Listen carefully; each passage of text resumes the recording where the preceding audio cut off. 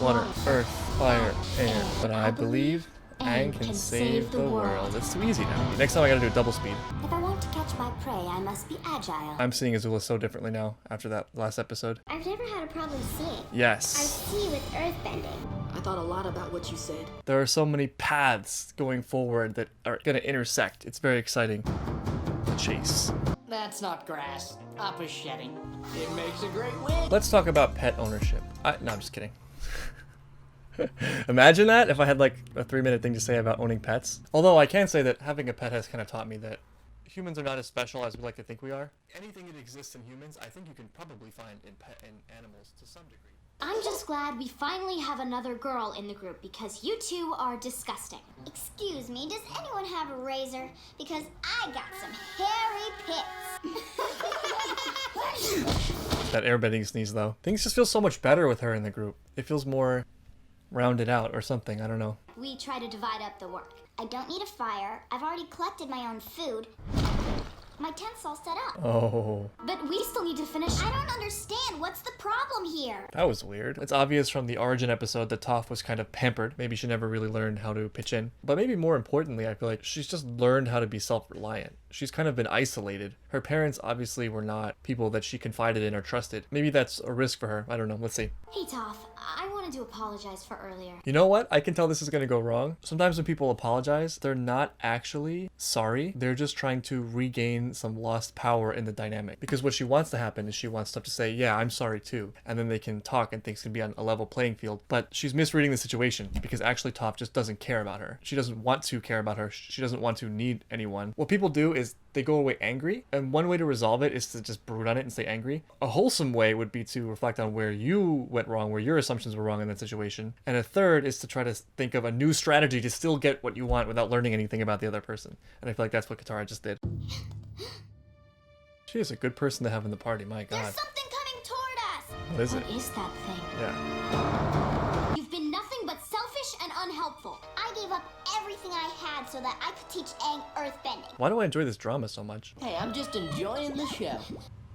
For me, it feels more like she's trying to assert dominance and trying to keep the status quo. This feels like more her feeling rattled about a new girl entering the group than it does an issue of actual logistics. But putting aside who's right and wrong in this argument, Toph is definitely going to win. It comes back to her being capable. The fact that she can just do those things for herself means she can act any way she wants. There's an argument for the fact that maybe you probably should, just because there's more to it than just getting things done. There's a certain virtue to social harmony. One cool thing about it is that if Toph does decide to help, you will know it'll be out of the kindness of her own heart rather than her fearing Katara's wrath, because she doesn't need Katara. And I think that's why she kind of has a pull in this argument that Katara doesn't have. Katara seems a little bit needy here. I'm completely calm!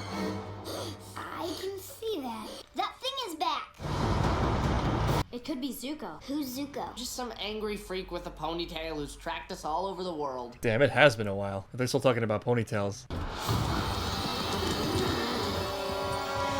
Oh. Do the lizards always make that noise when they move? That's really annoying. It's those 3 girls from Omashu. 3 on 3. Actually, Toph, there's 4 of us. I'm sorry.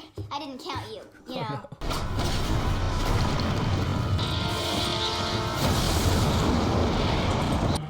Zuko? Nice. It's gonna be crazy when they all come together. I'm sure we'll come up with something after a short nap. Poor Appa. Yeah. Appa fell asleep! That's animal abuse. Of course, we could have gotten some sleep earlier if Toph didn't have such issues. What? Has nothing to do with her at all.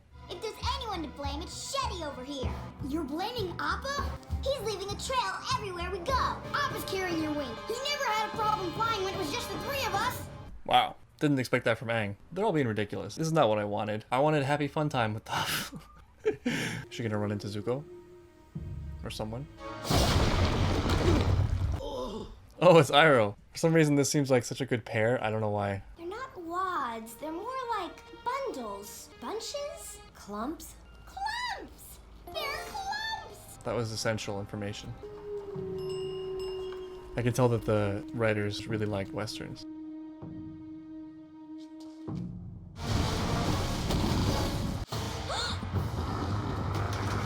No, no.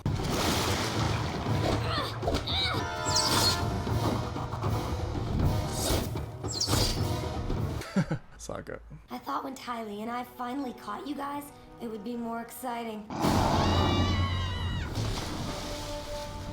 Appa just cannot be stopped. He just took like a 30-second power nap and was good to go. Was it just me? Or was that guy kind of cute? Who are you and what do you want? You don't see the family resemblance? I'm not running. You wouldn't even let me pour my own cup of tea. I poured your tea because I wanted to. But I can take care of myself by myself. There is nothing wrong with letting people who love you help you. You can always count on Iroh for the great advice. This is something that took me a long time to learn. I feel like I sympathize a lot with Toph and Zuko for that matter. It can be difficult for some people to accept help. I think for some people it might stem from the feeling that you don't want to be a burden. The other part of it is you may worry that you can never give back in equal measure. But something I never considered for a long time is the fact that assuming that their gesture actually comes from the heart, by accepting their gift, by accepting their gesture, you are actually doing them a favor in a weird way because you're allowing them to be the person they want to be. Most people probably have this experience. If you're good at something, let's say, and someone asks you for help, you feel great sharing your knowledge or wisdom with that person. It's not a burden on you at all. It's a gift for you to be able to share that. By accepting gifts, you are in a way giving the other person a chance to give to you, which is a really nice way to think about it, and it kind of takes some of the guilt away from accepting it. So I think what Uncle Iroh said there about how he poured the tea because he wanted to, that's the key thing. Toph taking that as an insult is missing the point of doing things for others and why people might do things for you. Thank you. Sharing tea with a fascinating stranger is one of life's true delights. And about your nephew, maybe you should tell him that you need him too.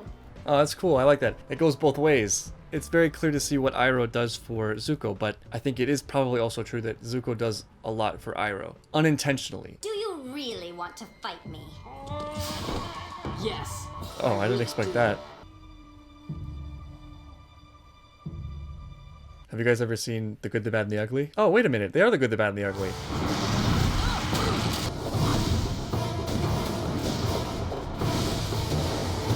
Wow. 2-on-1 fight.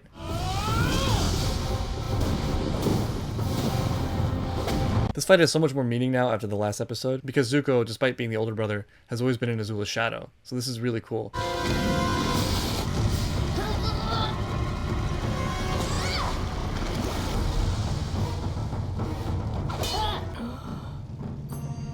Man, everyone's here. We're just missing Toph. Oh, there she I is. thought you guys could use a little help. He's okay, right? Get away from us! You gotta heal him with water. Quickly. Zuko, I can help. Yes.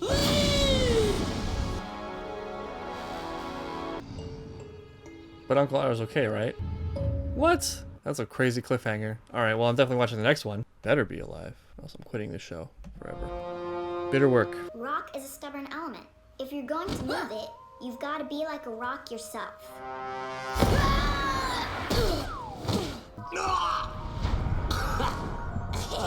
Oh, it's an Iroh flashback. My beloved Lieutenant, I will see you again. Uncle, you were unconscious. Oh, good. I hope I made it the way you like it. So, Uncle, I've been thinking. It's only a matter of time before I run into Azula again. I know what you're gonna say. She's my sister and I should be trying to get along with her. She's crazy and she needs to go down. That's great. It's time to resume your training. Awesome. I can think of nothing that I would like more than to see Iroh train Zuko. There's something about learning an art that translates into areas of life you never expected. It reminds me of how Bruce Lee said all things he learned from martial arts, you know? That's true of so many things. Anything that's artful or skillful or requires a great deal of discipline and dedication has ripple effects into just your person and your strength and your confidence and just the way you think. I think it might be a function of the fact that if you have true insight, it's probably something that exists as a pattern that you've noticed in this one particular instance. And it's likely that you'll be able to apply that pattern more broadly to other things. For some reason, these truths or these elements of the universe tend to coagulate into artful things, into skills. And thinking about it some more, that makes some kind of intuitive sense. Because what is art? What are skills? They are trying to shape things in a way that's meaningful and useful from the randomness and the chaos of the universe. So in some ways it seems obvious that you might find universal patterns in that pursuit. I feel like Zuko learning firebending from Uncle Iroh will in some ways teach him way more than just firebending. He's gonna learn how to be a decent human being. Keep your knees high, Twinkle Toes!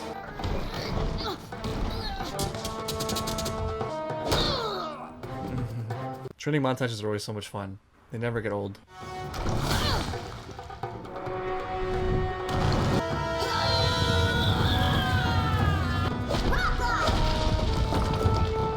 Nice.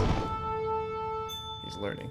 You're awfully cute, but unfortunately for you, you're made of meat. Gotcha!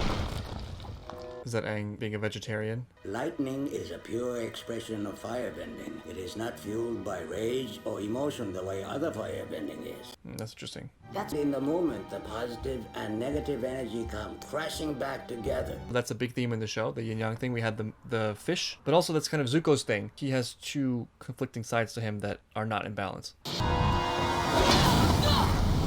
I'm going to roll that boulder down at you. You'll stay in your stance and stop the rock. Kind of glad that happened. Glad he wasn't so perfect. When it came right down to it, you didn't have the guts. Do you have what it takes to face that rock like an earthbender? No. Aang, it's no big deal. I feel like she's kind of undermining Toph a little bit. Something about Toph has kind of highlighted like a weirdness in her. She's like overly maternal. This is something that I think comes up in the show a lot, although it's not really explicitly addressed, or I'm not sure it's intentional. But I think a lot of the people who are ultra caring in the show are a little bit too caring. Yeah, you want to protect people, and yeah, you want to care about people, but you also have to let people fail. You can't lie to them and tell them that everything's going to be okay forever. You have to let them go through the hardship. I think Katara just robbed Aang of a great moment, because what was about to happen was he was about to have a breakdown because he realized he's incapable of something. And so that was going to force the issue where Toph and him would have to address, okay, what is it? What is it that stops you from feeling like you could do this? But Katara just saved him from having to do that difficult work by saying everything's going to be fine. But that's the moment where the learning would have happened. Instead, he's still kind of lost in this weirdness of not knowing like who he is in earthbending. Instead of lightning, it keeps exploding in my face, like everything always does. You will not be able to master lightning until you have dealt with the turmoil inside you. What turmoil? Zuko, you must let go of your feelings of shame if you want your anger to go away. I'm as proud as ever. Pride is not the opposite of shame, but its source. True humility is the only antidote to shame. Damn, what the heck? Pride is not the opposite of shame, but its source. If you face this issue instead of avoiding it, I don't know why I can't, but I can't. if fire and water are opposites, then what's the opposite of air? You're working with your natural opposite, but you'll figure it out. Thanks, Katara. Fire is the element of power. Once again, the writer's doing an amazing job drawing a comparison between Aang and Zuko. Both are exploring hidden parts of themselves that are holding them back. Earth is the element of substance. Air is the element of freedom. Water is the element of change. It is important to draw wisdom from many different places. The technique I am about to teach you is one I learned by studying the waterbenders. That's so cool. Wow. And so true also. I think one of the best possible teachers in life is just observing other people and being around other people who have good virtues, because just seeing people do things well or seeing people handle life in a way that's desirable, it's inspiring, and it also gives you models, different frameworks for life for which you can try to fit in. I also think it's interesting to observe people who do things poorly. If you can watch people struggle with something or fail with something, sometimes it becomes obvious how you perpetuate those same behaviors and how it may be holding you back. I think one of the benefits of Zuko as a character for us watching is he is a model of someone having great things but being held back by negative traits he's learned from others. If he were to only stop sinking so deeply into the sins of his father and the shame his dad instilled in him, he would be someone of true worth and importance. And we can all see that clearly because we are on the outside. And I think that's one of the benefits of learning through the mistakes of others. I found these nuts in your bag. I figured you wouldn't mind. Even if you did, you're too much of a pushover to do anything about it. Oh, I did not think she was going to say pushover. I also have this great new nutcracker. Actually, I'd prefer if you didn't. It's a delicate instrument. It's not the only delicate instrument around here. I will give up meat and sarcasm. That's tough. Sarcasm is essential. I bet I can airbend you out of here. No, you gotta earthbend it, obviously. A waterbender lets their defense become their offense. I learned a way to do this with lightning. He did it with Azula. You must not let the lightning pass through your heart. Anytime a master teaches a student a special technique, that means that technique is going to come up again. Zuko's going to have to harness Azula's energy at some point, but we'll have to wait and see, I guess. Excellent. I'm ready to try with real lightning. If you're lucky, you will never have to use this technique at all. I'll find my own lightning.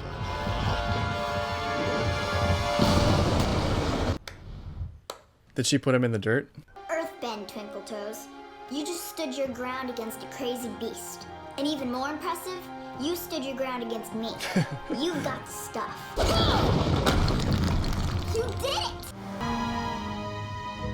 Damn. What an ending. Zuko is just the character that keeps giving. It's so good. I really loved Uncle Iroh and Zuko training, and I'm happy with Toph in the group. Anyway, that's the end of this one. I'll see you soon for the next one.